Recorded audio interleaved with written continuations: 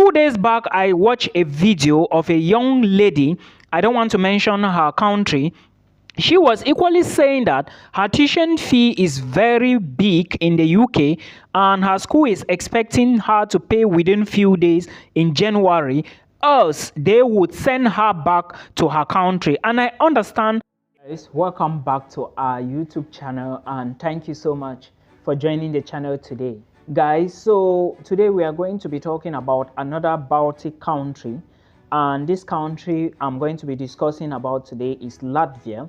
I want to draw your attention to the fact that if you do not have the money to go to Australia, UK, Canada, one lady told me that the son got admissions in UK, but it looks like they would not be able to pay the fees. What do I advise? I literally just told her to leave the program, to forget about the program and chase other programs, because it is not worth it if you are trying to send your son to study in a country where you cannot afford. And again, jobs are not really guaranteed the way people are looking at, because it's going to take time. And the way UK is, when you don't pay their fees on time, they try to tell you, or maybe sometimes they threaten to expel you from the school. So please, this is a country you can check, and I will be talking about this particular country today in this video.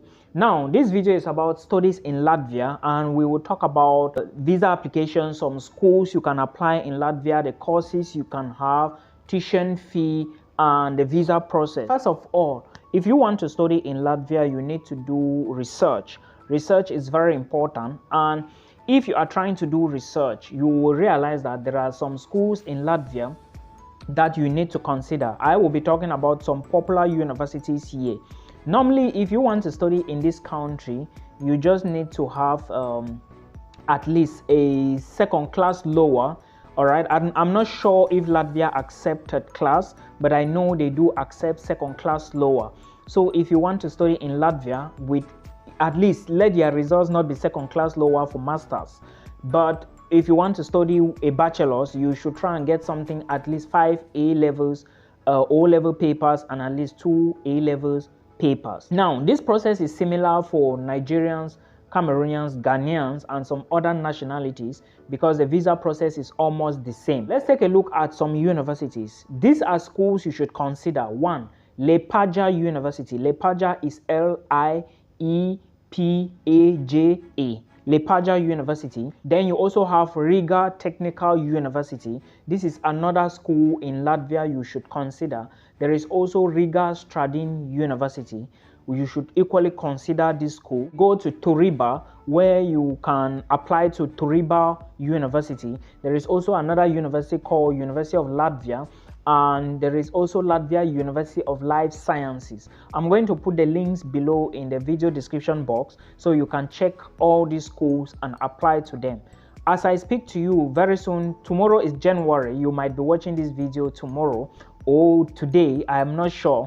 But note that admissions is going to commence in these schools any moment from now. So it is now time for you to do your due diligence and make sure that you check the schools and check the courses that they do have. Now, when you go to the school, you will realize that most people, I know most Africans especially, like some of my friends from Nigeria and Cameroon, they mostly study things like management, accountancy, okay, nursing, and of course data science and engineering in Malta. But engineering is somehow very scarce. But if you are looking at courses related to management, accountancy, nursing, and data science and economics, you can find them in most universities in Malta. Now, when you go to these universities I just gave you, make sure you pay attention to the courses that they offer. Make sure you pay attention to the requirements for the courses. Make sure you check the application deadline and the final deadlines for the program. And always remember, a second class lower should be what you have to study in Latvia. This is the basics, all right? Like the minimum for master's degree. I mentioned that already. Now, when it comes to tuition fee, you are going to find a range of fees. Like the tuition fee in most Latvian universities varies, but you are going to find the cheapest to be around 2,500 to an average around 4,000. Most schools will charge 2,500 to like 4,000, but some programs go above 4,500. So you have to put this into consideration. It's so important. Now, when you have identified these schools and you've checked everything, you've checked the admission dates, now it's time for you to do the application. When you do the application, if you are doing it to the school directly, that will be fine. If you are using an agent, that will be fine. But as soon as you do the application, it's going to take some time. You go to the school website, you click the details, you are going to find admission requirements, how to submit your application. When you submit the application, what you are going to find again is they will tell you if there is an application fee you have to pay. Most schools in Latvia, they charge 100 euros for application fee. When you pay this application fee, it is now time for you to submit the documents. All right, like submitting the documents online, they will ask you to scan your educational credentials and upload it online. When you upload your educational credentials online, it's going to take some time, probably 3 weeks, 1 month or more. Your admissions letter is going to come. When your admission letter comes, you are not going to apply for the visa directly.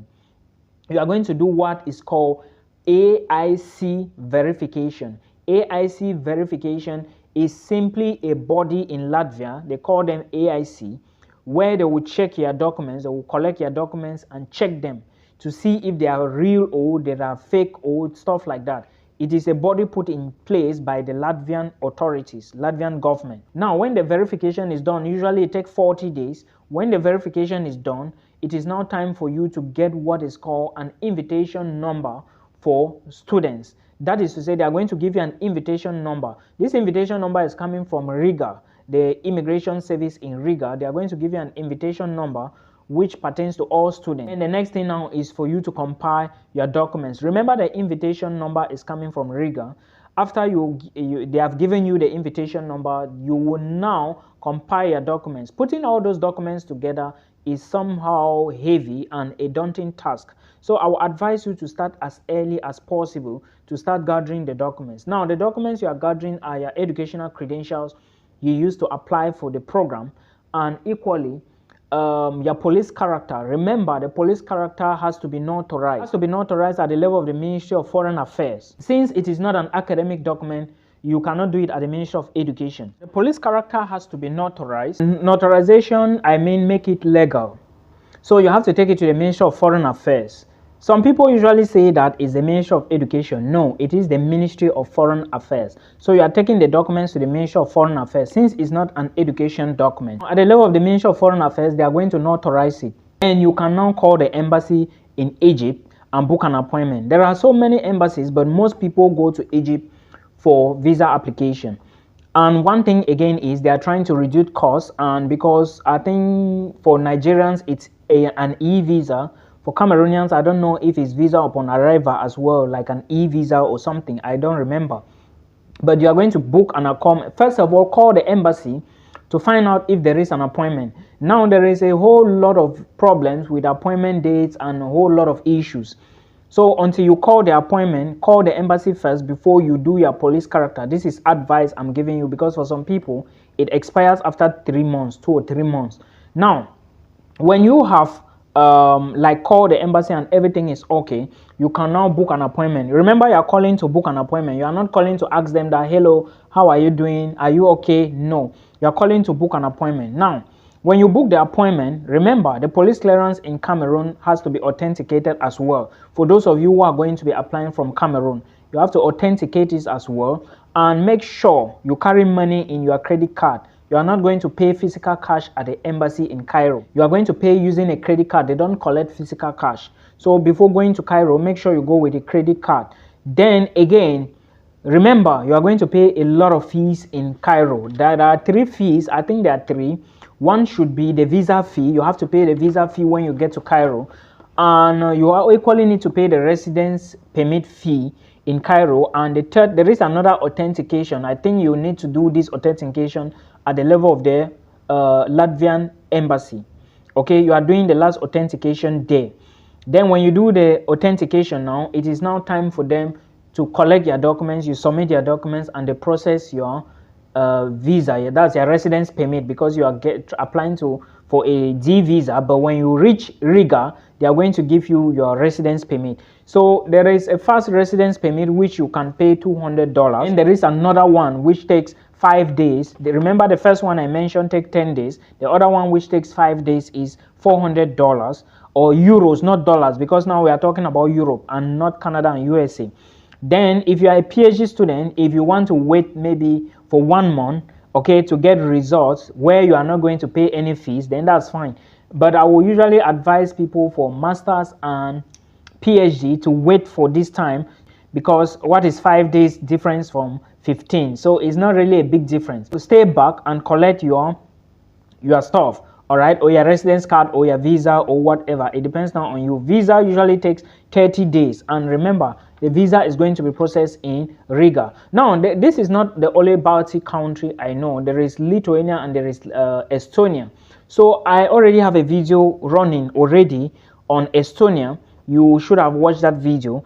And again, I will be launching more videos on study abroad. The other videos I dropped already on Estonia, they are so useful. You can check them if you really want to migrate to Estonia. It will help you. But this one particular one is about Latvia. So please pay attention to details. Remember, I gave just few schools for you to verify. You can go find more of those institutions on your own. Address another issue inbox, and this issue is about Milton. Could you please tell me about the legalization procedure for Portugal? Well, thank you so much for your question. Before I address this, I have a YouTube channel where I drop all videos, detailed videos on it, and I have talked about this particular question not in one, not in two, not in 3 videos. So I'm going to explain again. Those of you asking for my WhatsApp number, no, you can only get that number through an appointment, okay? Because I drop videos here and I drop them on YouTube. They are enough to give you what visa you need. Thank you so much. So let's address this person now. Well, the legalization procedure is not the same for everybody. This is directly to those coming from Cameroon with HND. HND comes from the Ministry of Higher Education. I'm going to explain better. Now, I want to tell you that most universities in Portugal do not offer programs in English language for bachelors. Most of the time you are going to find master's programs, but remember, admissions is opening this January. Some have already opened. I have a lot of videos on YouTube, and you should make sure you follow the programs and look at the language of instruction. It's very vital for you to succeed with this study abroad info. Now, also remember that you cannot independently succeed with this Portuguese or maybe the Portugal study visa if you do not legalize your documents. This is for those who think that legalization is something they have to do for Milton. No, you are not doing it for me. You are doing for your future. Okay, so now let's take a look at the legalization process. Nigerians, this is for you. If you are to legalize your documents, take them to the Ministry of Education, 1. Secondly, take them to the Ministry of Foreign Affairs after education. Then lastly, you carry them to the Portuguese embassy for legalization. Remember, you are not just going there. You have to book an appointment. That is the first point. Now, let's go to Cameroonians. Cameroonians, for those of you who are applying for bachelors, you have to go to the GC board and get confirmation of results. All these things I share here, nobody told me, okay? It is because of my experience and my work that I'm able to bring out all this information. So please share this video for me to appreciate my work. Thank you. So Cameroonians, go to the GC board, collect what is called confirmation of results from the GC board. Then after that, they should address it, the confirmation, to the Ministry of Foreign Affairs. Then you go to the Foreign Affairs Ministry and do the legalization with all originals. Go with your originals, guys. Then remember, everything you have to pay for is not free. So put money in your pockets. Don't ask me how much. I do not know. Then from the Ministry of Foreign Affairs, you have to go to Nigeria, to the embassy in Nigeria, guys. Or you ask the embassy in Nigeria where you can do the process in Cameroon. I do not think there is a center in Cameroon, but I know you have to go to Nigeria to do Portuguese embassy legalization before you can now start using the documents for school's application, or if you've already applied to a school and they are waiting for you to submit the documents for you to get your offer letter. That is excellent. So this is the process for Portugal, and after that, when you apply, you get your offer letter, you then start your visa application. I hope this video will help somebody. There are more detailed videos on YouTube. Please verify videos on my YouTube channel and watch them. Okay, this is the only way I can respond to this. I believe it's going to help somebody. Till we meet again in another one. Bye.